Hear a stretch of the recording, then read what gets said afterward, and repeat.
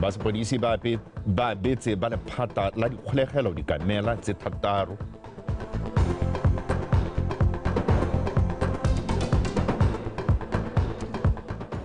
Fa setlhopha sa mo gae sa netball sa gatisa phenyo ya bobedi mo kgaisanong ya Africa Netball Cup. Motho le dikgoko di agela mo matlong a dikgosi nte ke go dumedisa ke go amogela nna ke bidiwa Reginald Richardson. Tautona Dr. Mokgweetsi Masisi o tla tlhola buise phuthego ya kgotla kwa motseng wa Seronga mo kgaolong ya Okavango. Mo tshimologong ya beke eno tautona o na le kwa motseng wa Lerala kwa neng a kgala ka bogale ditiragalo tse di tsweletseng tse go belaelwang gore ke tsa go bolaya batho go ithatafatsa le go ba fisa ka molelo dithuto tsa setšhaba mo go diragetseng bošeng kwa Molepolole. O ne a tlhagisa setšhaba kgatlhanong le go tsaya molao go itseela molao mo diatleng tsa bone fa ba utlwa ka ditiragalo tse di ntseng jalo ka gonne seno se ka kgoreletsa kagiso le tlhomamo mo lefatsheng. Tautona o tla tswelela a patilwe ke botona ba maphata ka go farologana le badirela puso. Gore se re busetsa ka phuthego nte re buisane le mmegadikgang wa BTV News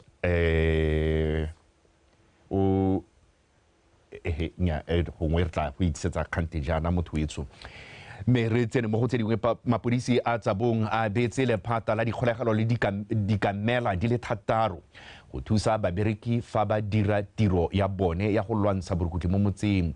Mogolwane go tswa kwa sepodising sa Botswana Senior Assistant Commissioner Harrison Dikgobe o boletse gape fa mpho e le tsela ya go tlisa ditirisano gareng ga sepodisi le lephata la dikgolegelo. Ke o lebogela dipotsane.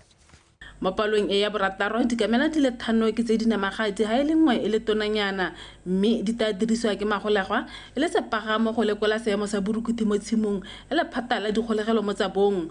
Mogolwane go tswa kwa sepodising sa Botswana Senior Assistant Commissioner Harrison Dikgobe a re ba itemogetse gore go bereka le diruiwa go thusa go sedila maikutlo a magolegwa le go ba thusa go nna le mowa wa lorato le bopelotelele.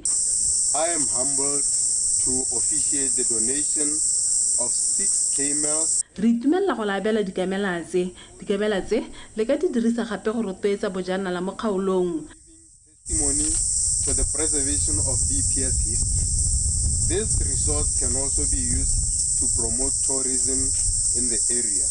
Camels possess extraordinary qualities that align perfectly with our mission of maintaining safety and security within our prison facilities. Dikamela tse di tsamaelana le maitamo a rona go rotloetsa pabalesego mo dikgolegelong tsa rona di tla thusa gape mo mahelong a dikoloi di sa gorogeng go gone. They will greatly aid in transportation across rugged terrains, remote areas and in harsh weather conditions where conventional means of transport may not be as effective. Ba kgolegela tsabong ba lebogetse mpho ba tshepisa go tamela diruiwa tse. Re setse re na le dipudinyana ha le diteng a ntse le tsena na le diboto ya no re o geditse ka dikamela re tsweletse beso re ta gore ba re batho ba go ya teng maikelo a rona ke gore fa mo rona re utilize the space. Mapodisi a na le dikitso tse di tseneletseng tsa thuo ya dikamela ka mo ba boletse a ba ta thathela ba lephata la dikgolegelo dikitso ba amogana maele a thuo ya tsone ba supile ha kamela e le phologolo e bonolo ebile e na le bokgoni ja go tshela lobaka ha hiwa tlhokomelo le lorato. Ke o lebogela re dipotsane Botswana Television tsabong. Mohumagadi wa Tautona Mmena wa Masisi a re maduo a dipatlisiso tse di farologaneng a supa gore itsholelo ya lefatshe ka bophara e ka gola go menagane ebile ka bofefo fa mafatshe a ka tshwaragana go fedisa kgethololo le kgokgontshong ya bong.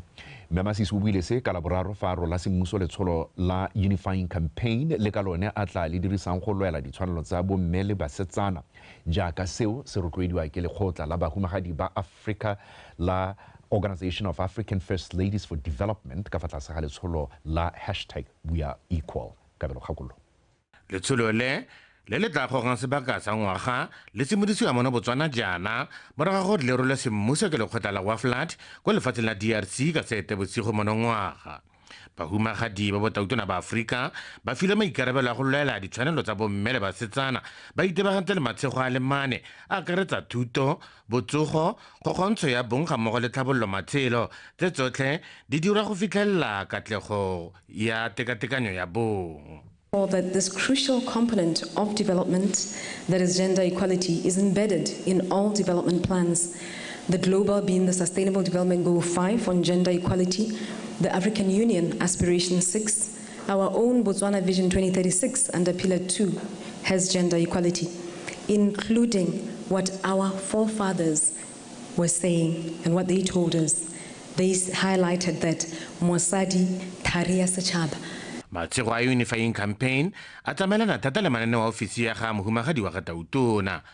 Dipalametse, which focused on raising HIV awareness among adolescents and young people, youth dialogues on drug use, the recent National GBV Prevention Campaign, NAKO Lady program, and the Youth Economic Empowerment Workshops conducted during 2022 and 2023.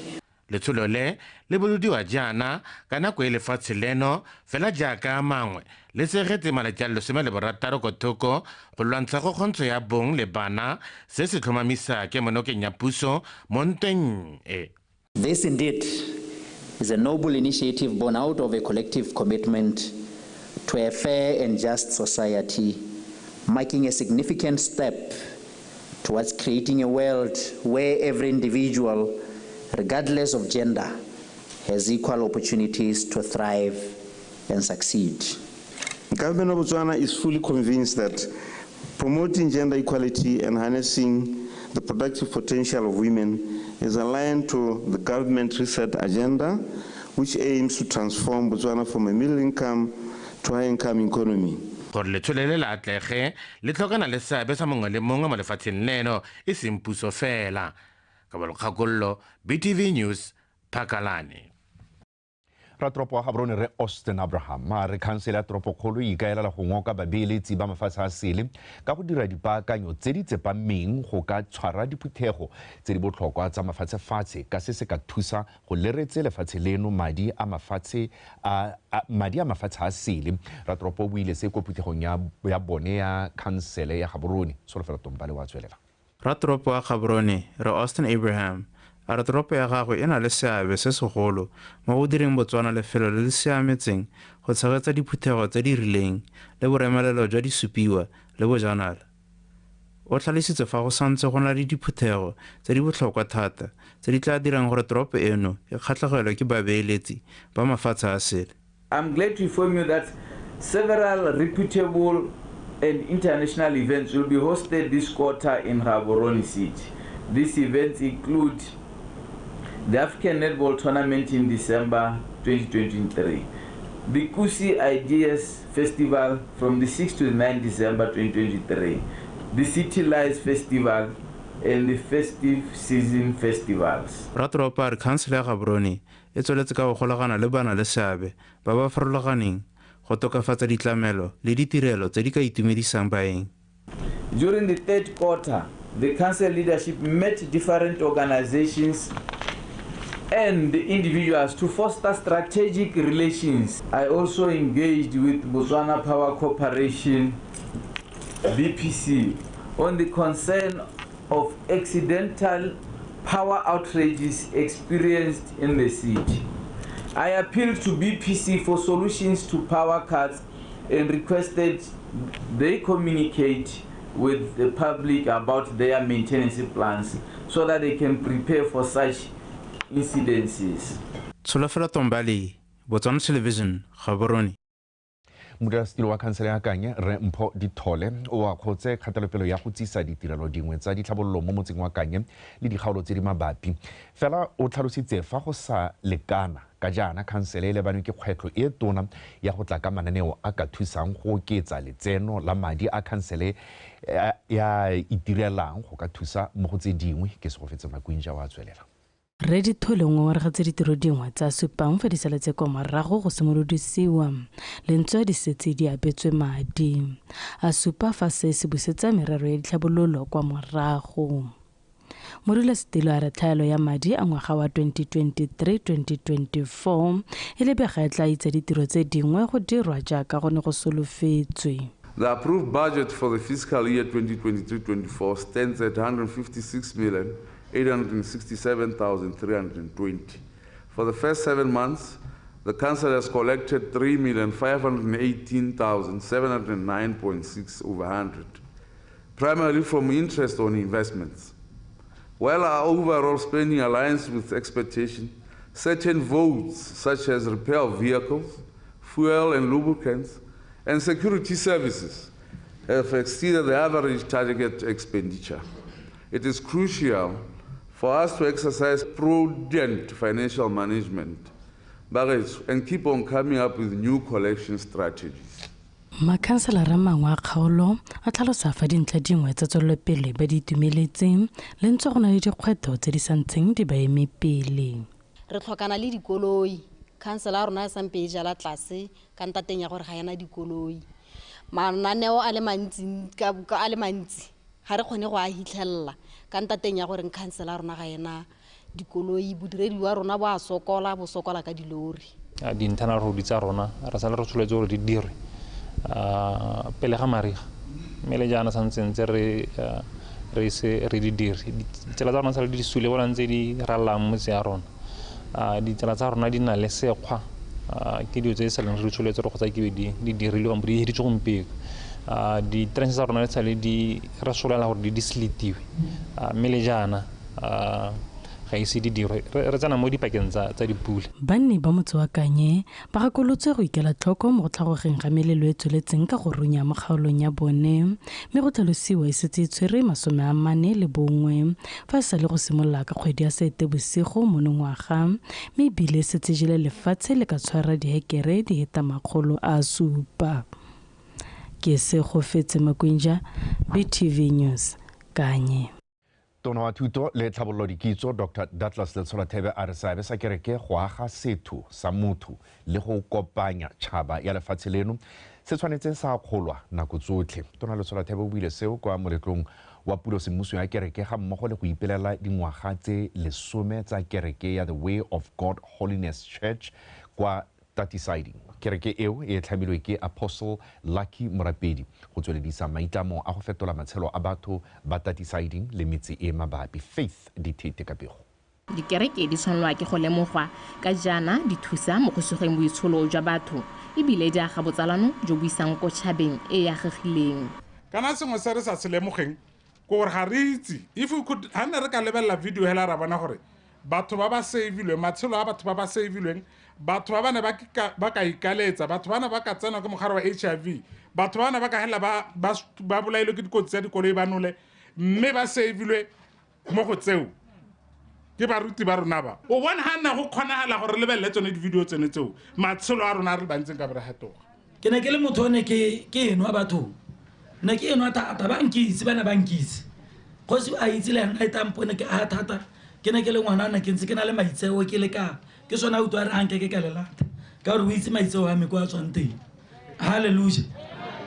Mme modimo a mphithelela mo dinakong tse lehatshe leno le haraharilweng ke matshwenyego a tshwana tiriso ya ditagi dikereke di kopilwe go tsenya letsogo ka thapelo go nankotswe gapoigo modimo e le one tshimologo ya bothale jwa go hetola jaaka dilo di dirwang ka teng. Ba ga e tsoga ke a tsoga nna le bo re moruti Mashumba le ba bangwe le re hile thomo ya go rute bana ba itana la di bona di video bana ba arogana bana ga ba thompe batsadi ba bone ga ba thompe matishara a bone. Moruti ke kopa thuso ya gago phutego ke kopa thuso ya lona go le nthuse bana ba tsene ba tsogologela bana ba batsadi ba bone ka tsela engwe e re sa itseng. Thompa motsadi wa gago gore malatsi a gago mo botshelong a oketsega. Number 1 e ke batlang go bua le lona ka yone ke humility, boikokobetso. Rona bogologolo re ne re itse mokristite e le motho yo apologetic yo maitseo yo ratang batho ka makatanamane.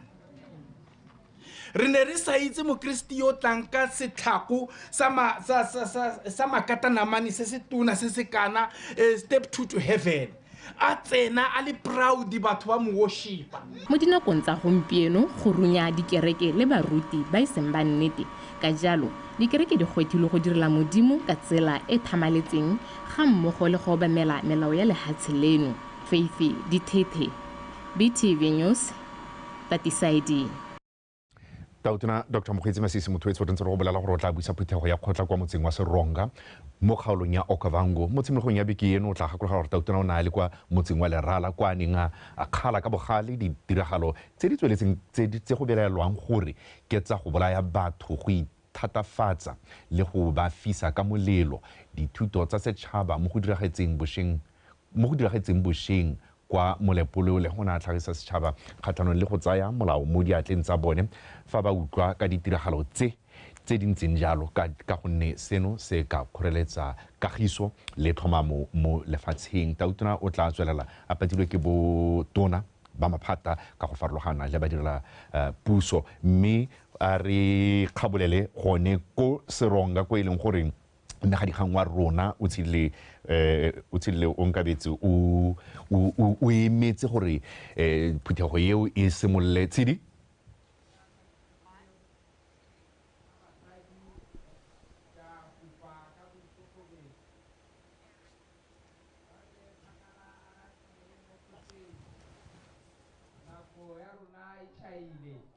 ke a leboga re di jaaka o setsa go bua re gone mo motseng wa Seronga e le gore o mo kgaolong yone ya Okavango district mme le motse e leng gore mo nakong ya gompieno go ya ka yone the population census yone ya ngwaga wa 2022 tlhalosa jalo gone gore batho ba mo motseng ono ba ka tshwara ba hita 2.7 ba e leng gore ba gone mo motseng o mme le motse e leng gore o na le merahi ka go harologana ba akaretsa morahi wa basarwa morahi wa bayei ba hambukushu ga mmogo le ba kgalagadi re gongwe mo nakong ya gompieno tlhalosa gone gore re mo nakong yone ya teto re letetse jalo gone gore Tautona Dr. Mokgweetsi Masisi mo nakong e leng gore taba e sa hedisepelo jalo taba gore ga gone mo kgoteng yone e leng gore re mo mmu e leng gore o gatile mo sebakeng sa gompieno go ta go buisa yone phuthego ya kgota mme ka gale re itse gone gore ke Tautona e leng gore go le gantsi wa ga a bua thata ka kgang ya botlhokwa jwa morero go buisa batho le go netefatsa gone gore ga re bua ka tsone dithabololo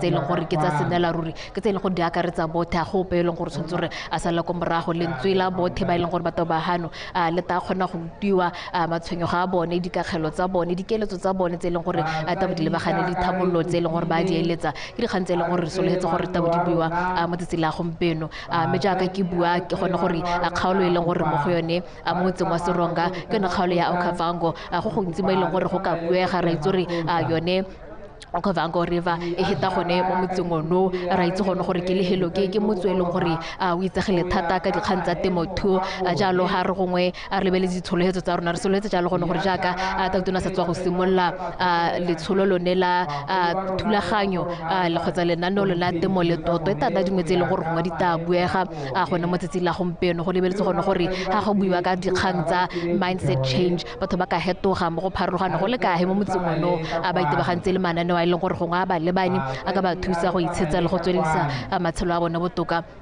so re hetse jalo gone gore le dikgang tsaka mo nakong ya gompieno ra itse gore lehelo lenelo le tumile thata ka bojanala jwa diphologolo go na le diphologolo le magabisanaga jalo gongwe re ta utlwa gone gore ga re lebeletse dikgang tsone tseo re go ka buega eng tabang le dithabololo go ya pele mme re re sologetse jaanong gone gore le mo dikganyeng tse e leng gore gongwe di ka amiwa ke beng gae ke kgang e leng gore re ka re ke a moruthuta ya human wildlife conflict lone dikgang tse e leng gore di itebaganya segolo bogolo le kanamo ya diphologolo le batho le dikgothang tse e leng gore gongwe di teng hela mo lehelong lone ra itse gore le ha e le gore go na le temothuo beng gae gantsi ba tshwengwa thata ke dikgang tsone tsa ditou ba tshwengwa thata ke dikgang tsa dibatana hela ka go harologana mme le sengwe se e leng gore go na le dikgang tse e leng gore di teng mananeo a e leng gore a teng a itebagantse le go bone go ba thusa go ba kgontsha go itemogela dikgwetlho tsone tseo le gone go bona gore ba emelana le tsone ka mokgontseng yang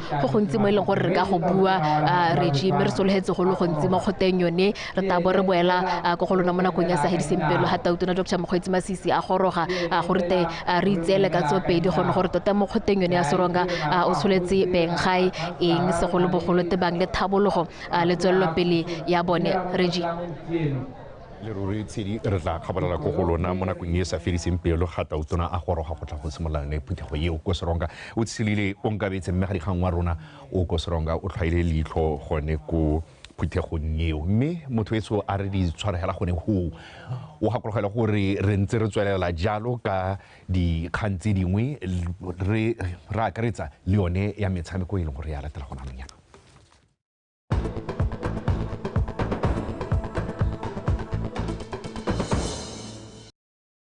Re leboge Reg metla kgola ya borwa o e betla a lebisitse ga bo re disala morago ka tsa metshameko ke di masha kgomo metsonetsa re setlhopha sa monogae sa setšhaba sa bomme sa netball se letse se gatisitse phenyo ya bobedi ka tatelano jaaka se ne se fenya sa Eswatini ka dintlha di le 55 kgatlhanong le go tse 42 mo kgaisanong e tsweletseng monoga borone ya Africa Netball Cup le diapoloko le Abampiet ka pego.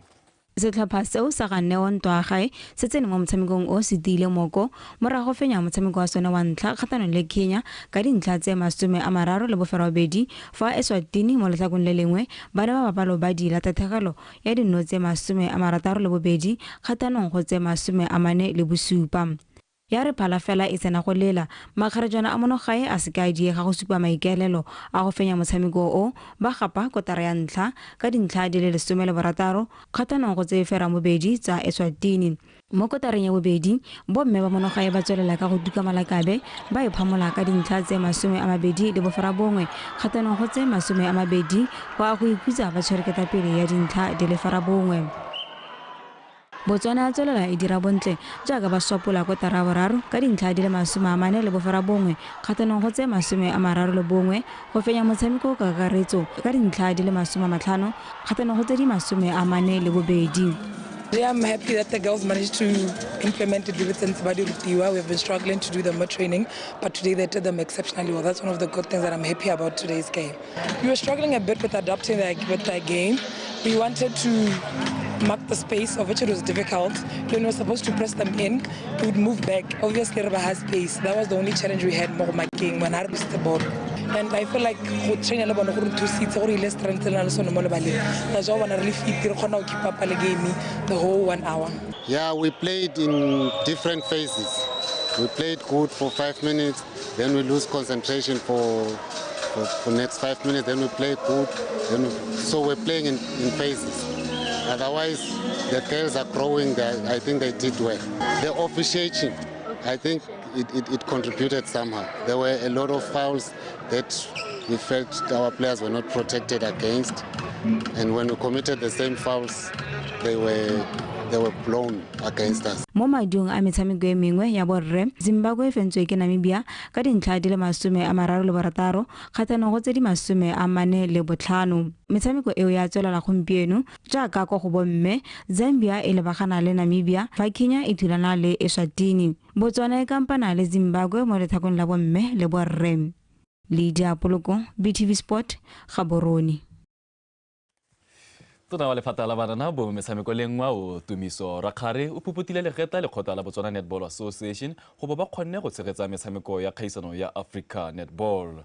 O buile seo maabane fa bula kgaisano e o semmuso e simolotseng ka la bobedi. Kgaisano eo e goneng go le pele e rulaganyeditswe go tshwarwa kwa Uganda e tsenwe ke mafatshe a le 6 mo go a le 17 a neng a solofetswe. Kgaisano eo e tlang mo khutlong kgwedi e tlang e le malatsi a le 6 e tsenetswe ke ditlhopha tsa bomme di le 6 le tsa borre di le 4.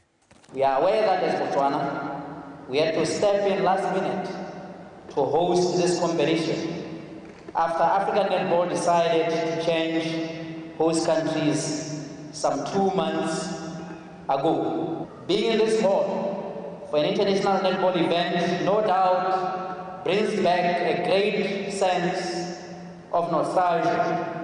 Who can ever forget the 2017 Netball World Youth Cup that had us coming here in our thousands every day of the competition to watch the world's best youth netballers. I would like to request that while you enjoy yourselves during the competition, please put your best foot forward. For we would like the fortunes of our continent in international competitions to change for the better within the next few years. It's possible when you are united. I would like to take this opportunity to say, CEO of the BNSC, the chair and your board and your staff, this is all what we need. The support that you gave us made this dream to come true. All what we need is that support to pull together, because we are doing this for the benefit of the athletes. If we had not managed to put this together, Africa would have fallen apart in netball. This is the only chance for Africa to have these ranking games, because we are not the same. Others are managing, or their government are in support to take them overseas to play these international games to better their rankings. Setlhopha sa setšhaba sa bomme sa kgwele ya dinao the MES se buile ka no e le nngwe ya botlhokwa go tswa kwa Kenya morago go palelana ka maleka a no setlhopha le Harambee Starlets maabane mo motshamekong wa go ipatla phatla kwa sejaneng sa Afrika. The MES e noseditswe ke itumetse dithebe pele Majolin Nekesa a arabela Kenya. Motshameko wa tikologo ya bobedi o ka la bobedi beke e tlang kwa lebale legolo la setšhaba mo Gaborone kwa mofenyi ka kakaretso a tla iponelang phatla kwa sejaneng sa Afrika sa ngwaga o tlang kwa Morocco. I thought it was a very difficult match for us. We played very good opponents. They did well when they had the ball, and we had to adjust to the demands of the game. And with more minutes being played, we adapted well, we settled well in the game, and I thought we did very well to manage the opponents, and we played in moments that we wanted to play in. And Kenya is a very good team. They put up a fight, they had the support, and for us, we had to settle in the game and see how we can get goals. Mogolwane wa tsa kanamiso mafoko kwa setlhopheng sa Gaborone United Herbert Letsebe o tlhomamisitse fa ba kgaogane le batshameki ba setlhopha seo o nkabetse Makgantai le Kennedy a Mutenya morago ga gore bobedi jo bo tlole melao ya tsa khiro ya babereki ba setlhopha seo. Letsebe a re ditshwetso tseo ke go sireletsa serite le serodumo sa the money machine le go tlhagisa babereki ba ba santseng bana le maikelelo a go tswelela bana le setlhopha seo go tlhaloganya gore kgang ya go itshwara sentle e tsewa ka tlhoafalo. Mothwetso Mahatla a nku a itsewe ke tota ke moegami a re neele katego kgakole ka dintlha. Letsebe o tlhalositse fa komiti ya setlhopha seo ya kgalemo lenyatso e ikemetseng ka nosi e tsere ditshwetso tseo e setse tsamaiso ya phiro morago. Each and every staff member wa Gaborone United is aware of this code of conduct, the do's and the don'ts tsa code of conduct. So unfortunately, it was contravened severely, and we had to take action at the end of the day. These are two of our quality players. These are two boys who contributed to the success of the club. But when it comes to discipline at GU, we don't tolerate indiscipline. Mogolwane yo o tsweletsa re tshwetso ya komiti eo ga se gore iphetlhela batshameki ka jaana ba dira tsotlhe tse di maleba go baya babereki ba bone mo dinakong ka tsa boitshwaro fa ba le mo tumalanong le setlhopha ka go tshwara dithutuntsho tse di tsamaisiwang ke baitsanape ba molao le ba phiro. What we did as a club, something that we are doing actually every season, we normally take our players through this code of conduct. It's not just a question of them just signing it. We take them through, a full session, discussing the code of conduct so that we could, we could familiarize themselves with it. And this is exactly what happened even at the beginning of the season. Mo nakong eno the Reds e kwa setlhopheng sa Loko ka dintlha di le 16 tse ba di pataganetseng le di Salamapa Township Rollers morago go kwadisa diphenyo di le 5 maleka le mangwe le tatlhegelo e le nngwe go tswa mo metshamekong e supa. Ka matlhatso mo ya go lele ya tela Police 11 kwa Lobatse Sports Complex mo motshamekong wa beke ya bofera bobedi wa Ligi ya BOTSWANA Premier. Katlego Kgakole, BTV Sport, Gaborone. Mothetso a re sa go letlo le maro tsana kwa ya bosupa di be khutlo go nne fa ta ke le bogejalo morwa re buinelo ntshole o neng a rarola jalo ka puo ye di atla tse masha kgomo tse tswa thobeng le phepha ke tsatsila la bone ga kologelwa gone gore mokodiwa go thuswa o ithuswang thola ntse o iteka o bereke ka bonata bonokopila le botswerere modimotšo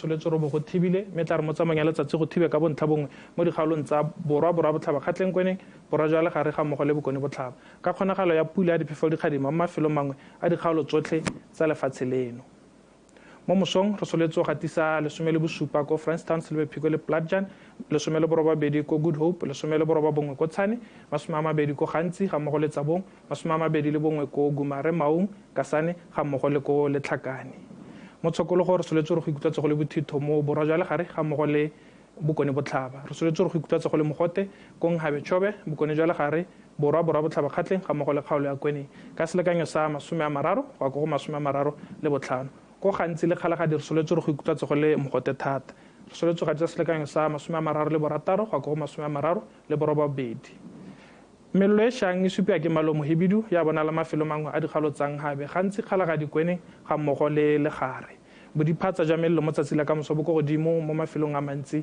a lefatshe leno setšhaba se rotloediwa go tshwara mello ka kelello mme ga re leba ditoropo dingwe mo Afrika re soletse pula ko Luanda Nairobi le Dar es Salaam re soletse go thibile ka bontlha bongwe ko Windhoek fa go tla bonala dibata tsa mare ko Cape Town go tla bo go apogile ko Port Elizabeth ka kgonagalo ya pula ya diphefo dikgadima kwa Antananarivo re soletse pula ya diphefo dikgadima ko Monrovia fa go tla thiba ka bontlha bongwe ko Rabat mo go tla bo go apogile ko N'Djamena Khartoum ga mmogo le ko Addis Ababa